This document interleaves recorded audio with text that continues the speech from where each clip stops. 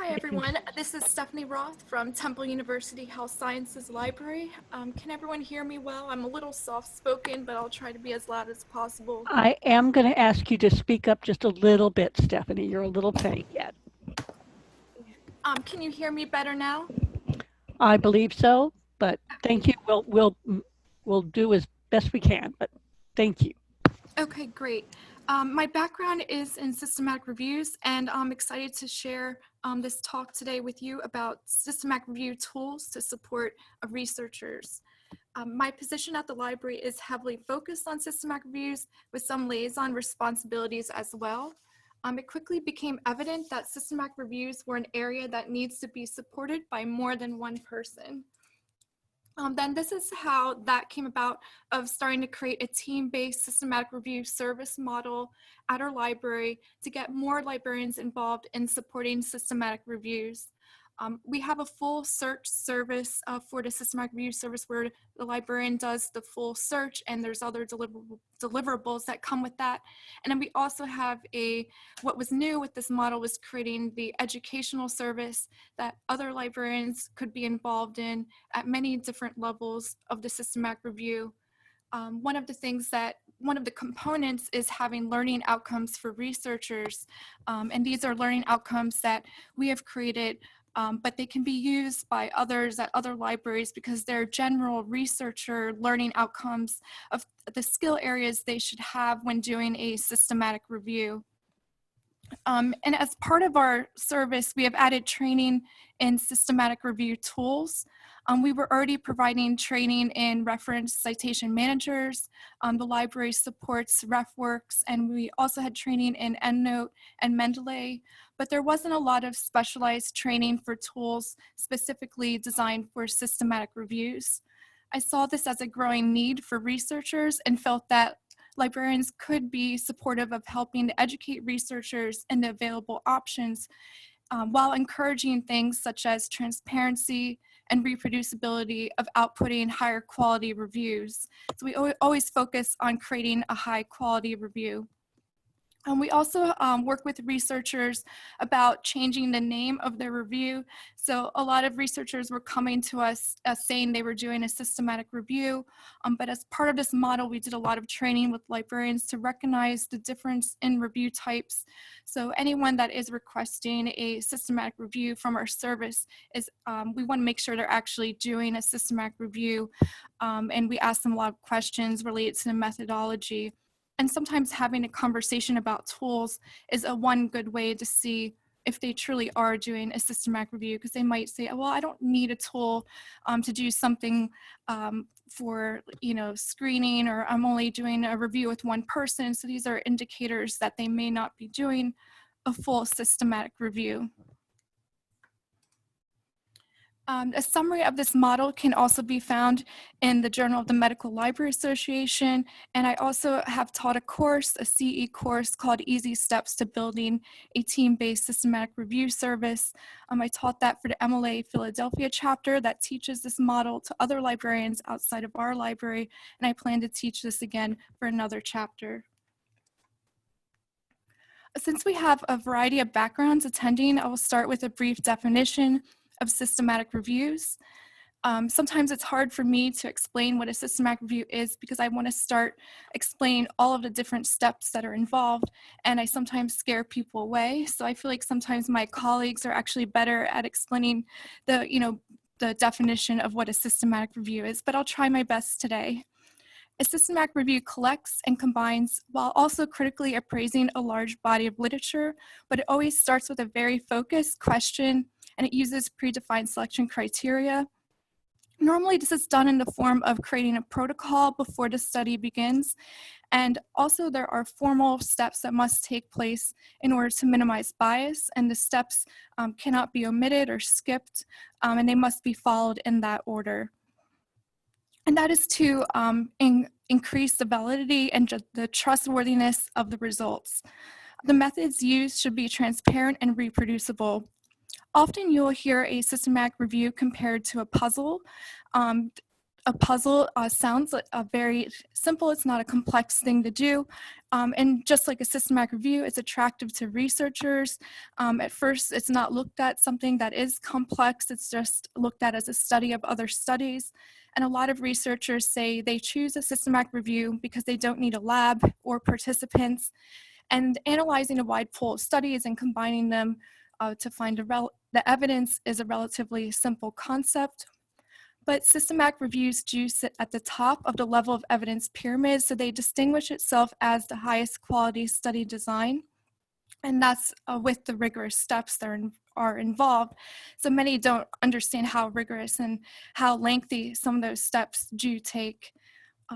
Just like a puzzle, it is an iterative process, so there's no way to jump to the end of the results. You can't complete a puzzle in just one piece. And just like the systematic review, it does, each piece is very important, each step is very important to the other. An incomplete puzzle may be because of a missing puzzle piece, and a systematic review, when it is complete, you will be able to see the evidence and be able to make a quick conclusion of where there are gaps that need to be filled by future studies. Unlike a puzzle, though, a systematic review requires at least 2 people, so you can't work on one by yourself like you could complete a puzzle on your own, and 3 people is really the standard. It is important for 2 researchers to go through all of the steps independently and a blinded reviewer to help minimize bias. And that is essential to the quality of the systematic review. Often when I'm teaching systematic reviews, I start with a quote: "By failing to prepare, you are preparing to fail." That is really key with systematic reviews, and also I found when training for a marathon too. So preparation is really key to having a high quality systematic review. If they're not doing the preparation that is needed, we don't continue working with them. So one thing we do require from our search service, and that was new with the new established model that we had, was requiring a protocol form that is on our website for the service. So if they are asking for a service, they must complete this protocol form. Our protocol form follows closely the Prisma P extension statement, and by collecting that, we're getting a lot of information that is needed to do the search, but we're also getting information about to figure out what review type they're doing and what tools may be best for them. This is a learning outcome from the learning outcomes I mentioned in the model, and learning outcome 3.8 is the researcher will identify systematic review tools available to help with all stages of the review process. So the key word here is identify. So we're not asking our librarians to become experts or expert level in any or all of the tools, but we want them to be able to identify tools that can be best to help that researcher through the steps. There's not one tool that is best for everyone. So we like to recommend the tools that will be needed for their project.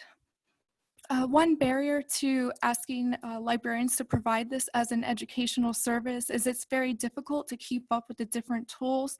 It is a growing area, so it's always changing, and it's something that I try to keep up with as the team lead of the service, and it's a way to gain my skills and proficiency in systematic reviews. A higher level skill that we've identified is the use of text mining or machine learning in systematic reviews. In this case, this is used for the search stage, but text mining and machine learning can also be used at any point in the review process, and this is also a growing area for systematic reviews. So the researcher will be able to utilize the latest text mining technologies as appropriate when building a comprehensive search strategy. In this case, this is for providing education to researchers, so not necessarily the ones coming to use our search service, but those who would like to learn how to do their own systematic review search and do the search on their own. We don't recommend text mining tools for beginners with searching. We more want to help them with the fundamentals first of searching. Text mining can be used to help generate search terms and subject headings, and I'm usually using a sample set of studies that the researcher provides to us in that original protocol form. Like Steve Jobs says, if you give them tools, they will do wonderful things with them, and that's what we're hoping will happen. The Systematic Review Toolbox is a great resource for finding tools. There are almost 200 tools available in the toolbox. It's a web-based catalog that is community-driven, and you can search by tools for any of the Systematic Review stages. There are also other mechanisms like checklists, guidelines, and reporting standards also available here. But I wouldn't send your beginner systematic review researcher here. It's a bit overwhelming, and it's nice to have a librarian send them a couple options that are more suitable to their needs. I think that's a better approach than giving them too many options and sending them directly to the systematic review toolbox. Today, I'm only picking these stages to talk about different tools that are available, and our focus is always on open source and free systematic review tools, so everyone has access to them at Temple and also beyond Temple. Not necessarily tools, but tools for planning, or what I group as a tool for planning, are the Prisma checklist, flow diagram, and the Prisma P for protocols, especially if they're new to systematic reviews. I think it's a great place for them to start. The checklist walks them through all the reporting standards of what should be reported in a checklist format based on the Prisma itself. And then there's also the flow diagram. They need to understand the flow diagram in the beginning. And we give them counts for a search service that they would need to plug in to the flow diagram. So it's important for them to be familiar with that as well. And then if they're doing a protocol, they should be following the Prisma P extension for protocols. Other tools for planning that I group as tools that are also freely available to researchers are Prospero and the OSF pre-registrations.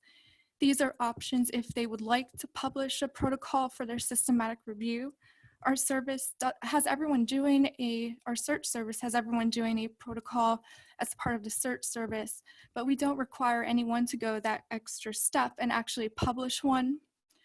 But we always recommend it as a best practice for a higher quality systematic review. And if they're doing a health sciences related systematic review, they can register at Prospero.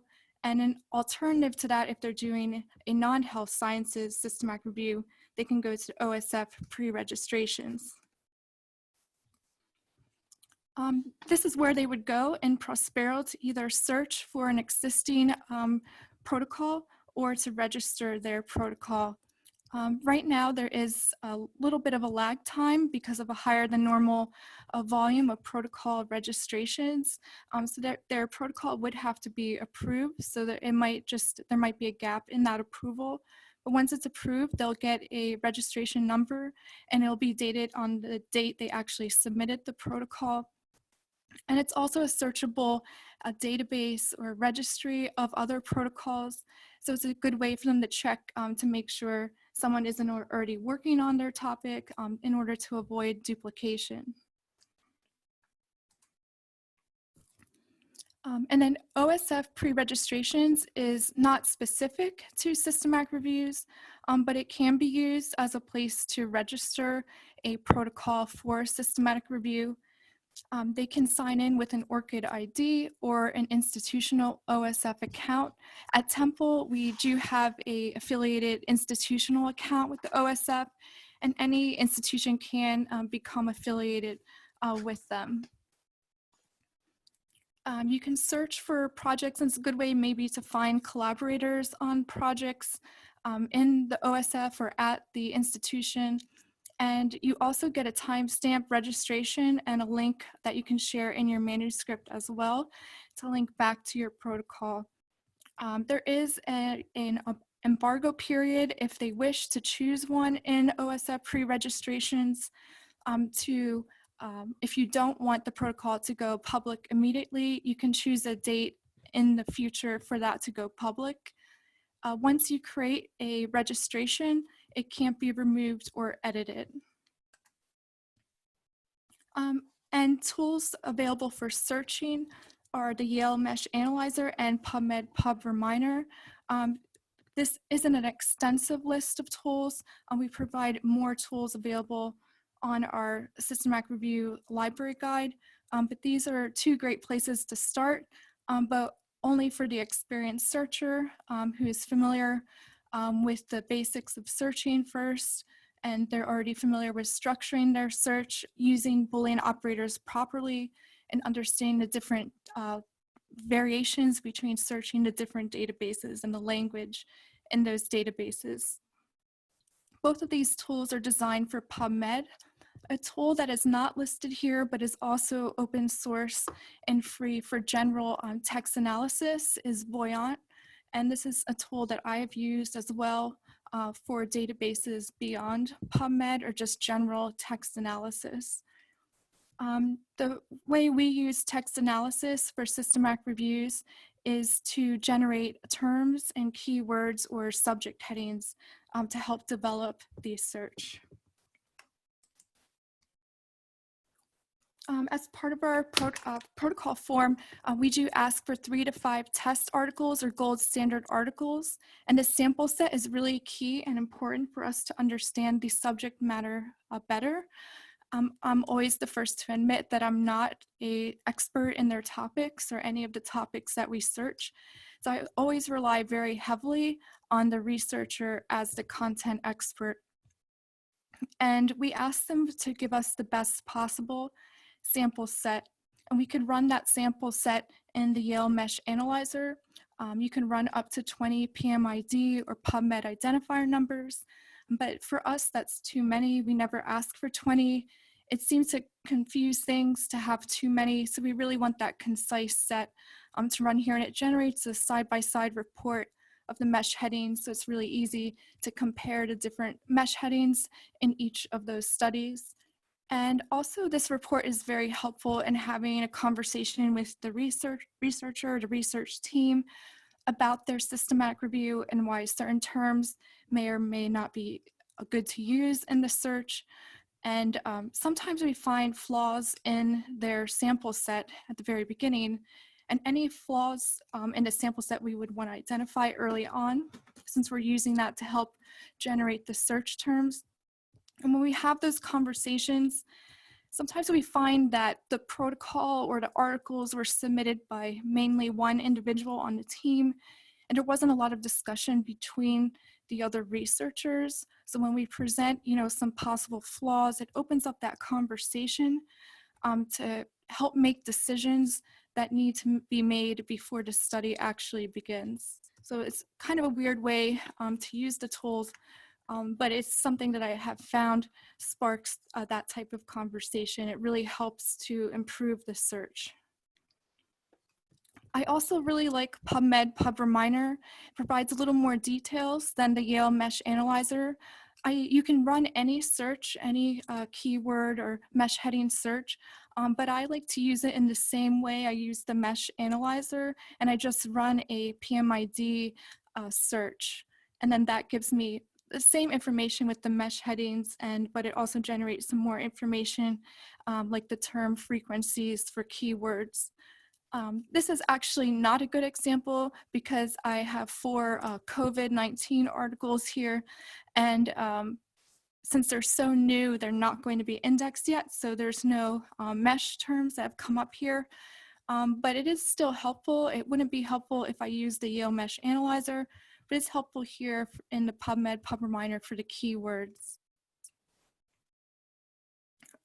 I used to recommend Covidence a lot to researchers for screening, but when they moved to a subscription model, we started recommending other tools that were free or open source. And we still do recommend Covidence as an option if they've never used it before. They do have a free trial for first-time users, so their first review would be at no cost. And a lot of researchers choose to stick with Covidence and they choose to subscribe to it. But not everyone is fortunate or able to subscribe to a tool. So we recommend some of the tools here. And this isn't exhaustive, but some of the tools that are the go-to tools for us. And Rayon is a great tool. Before I became comfortable with Abstracker, I would send a lot of our researchers to Rayon.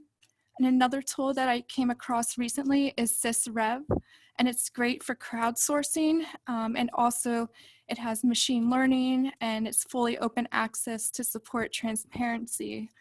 I really want to explore this tool a little more, but just from my basic exploration of it, it seems like it's more for the expert systematic reviewer because it is very advanced and it might be hard to understand for someone that's more at the beginner level. It just might be beyond what they actually need. There is a subscription version of SysRev, and any projects in the free version of SysRev must be public. And in the subscription version, there's more control over those settings.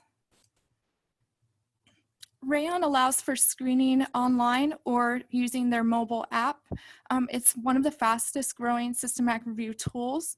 On Twitter, they announced they have over 50,000 users, and many of our users love and choose Rayon. It makes blinding review really easy, and it's great for the title and abstract screening. You can use it for full text screening, but you have to upload PDFs one by one. A way to get around that is we recommend that researchers start a shared folder outside of Rayon, and they use Rayon just for inputting their screening selections. Rayon also has a duplicate checker, but as part of our search service, we always remove duplicates before they would import them into Rayon or another tool. From a suggestion of my colleagues, I've created a guide for our search service to assist researchers in using Rayon that walks them through Rayon for their systematic review. And I also offer library workshops to give researchers hands-on experience practicing using Rayon. Abstractor is a tool I started using more this year. It is available online. There isn't a mobile app like Rayon, but I do have a fairly long commute and I have used it to screen while on the train, so it still has a lot of functionality from a cell phone, even though it doesn't have an actual designed app. At first, I was familiar with Rayon and screening in Rayon, so it was hard for me to adjust to screening by being fed one title and abstract at a time. But I really liked the smart learning function of the machine learning, and it started to feed me articles that were most relevant, closer to the top, and I found that that became really helpful in being able to screen faster. It is only really designed for the title and abstract screening though.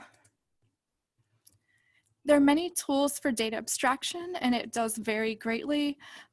This is definitely one of the areas in systematic reviews where there are more choices for the researcher, and it can get a bit overwhelming. But the tool that is used for data abstraction doesn't have to be complex. And the new Cochrane handbook breaks it down with a nice chart that makes it really easy to help choose the right type of data extraction tool based on the team size. There are so many names for data abstraction, so it could be called data extraction, data collection. I kind of bounce around between using all of those names. Data abstraction is the necessary step of taking the data from the final set of studies to be included in the review. And the data extracted is unique to the review and should be relevant to the PICO question or the research question. Usually researchers create a custom data abstraction form, or they could borrow a form used from another study and modify that form to meet their study needs. Each researcher on the team should use the same form for the systematic review and collecting data from all of the studies. Data abstraction should be done by 2 reviewers independently, with the third as a tiebreaker, the same way as the screening stage is done. So it shouldn't be done by only one person in order to avoid bias. The Cochrane handbook also has a great section devoted to what type of data to collect. The tool the Systematic Review Data Repository, SRDR, is a data repository just for systematic review, so there may be a custom data collection form that can be modified there. I don't personally have a lot of experience using it, but it does look like a great resource. SysRev, the tool that I mentioned earlier, also allows for data abstraction. And I have a star next to that because it does have a subscription. It's not fully free. The free version is the public version. Another tool is something simple like Google Forms, and then Airtable is a cloud-based spreadsheet and database hybrid, so that's an alternative option for collecting data. And that is free, but there's also, for more advanced features, there's a subscription model for that. So don't be afraid to customize a data abstraction form in Google Forms. It doesn't have to be complex. For most, a simple form is the way to go. In closing, remember that a tool is just that, a tool. It isn't a replacement for understanding or studying systematic review methodology. In order to use tools properly, you have to understand the systematic review process. Personally, I don't know anything about ice climbing, and a set of tools isn't going to help me. When I mention I work on systematic views, it's assumed that there's a tool for that, and I'm asked what tool I use. I can never answer that question because we don't rely on a tool. Instead, we focus on knowing the methods and the process, and then we find tools that are unique to fit the needs of the researcher and the individual project goals. We never like to tell a researcher what tool to use. The choice is always theirs. Our job as a librarian is to educate, and knowledge itself to me is always the most powerful tool. Thank you very much, and I would like to open it up for any questions. Stephanie, thanks. That was really a fascinating overview of the variety of tools that are out there. There was a question from one of our attendees, and she wondered if you could say whether or not this process is similar in the social sciences. Whether they use those same types of tools?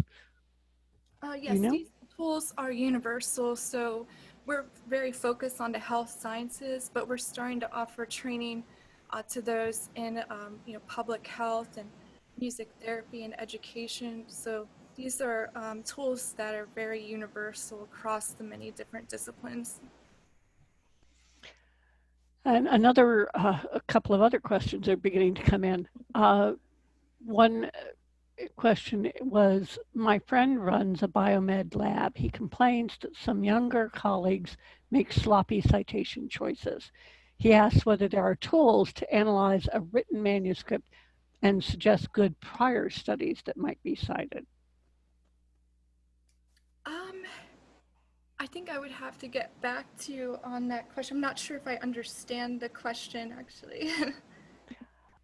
And that's fine. What we'll probably do is reach out to you after the close of today's event, and we'll connect you with the individual asking in order get to give you a chance to get the right information and to allow him to clarify a question.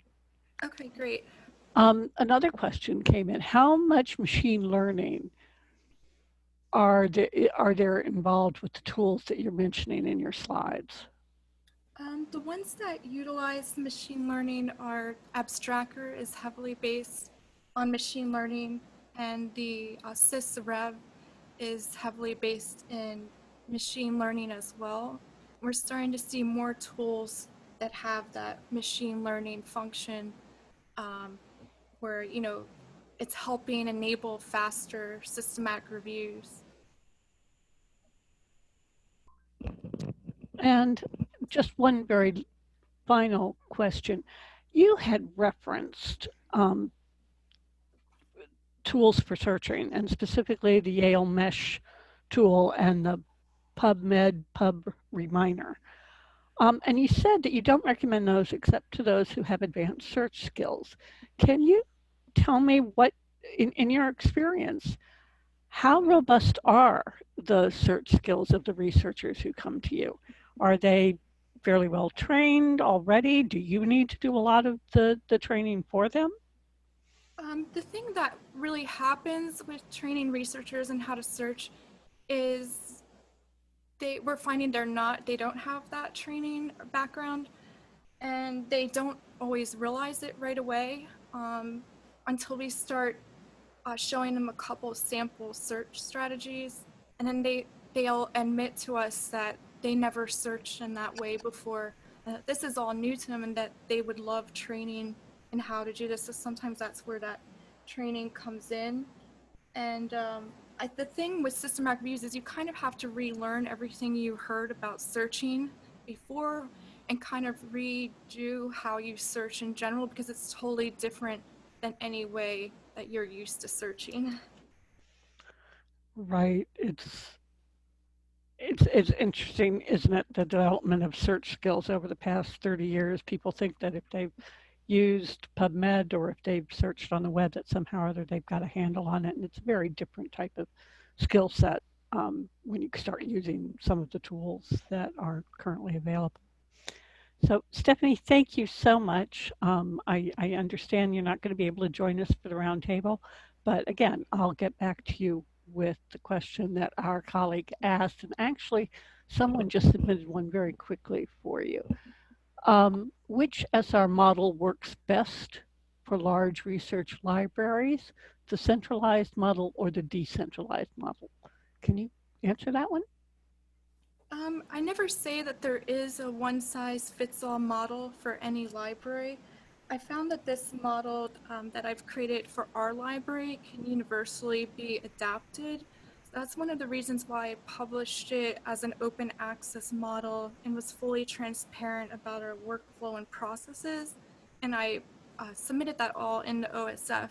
So anyone can take any component of the model, they can see exactly what we do, and then they can modify it for their unique situation. So the training and the model itself, the skills that researchers need to know, there's 34 learning outcomes and skills for researchers in that model and divided into 4 classes.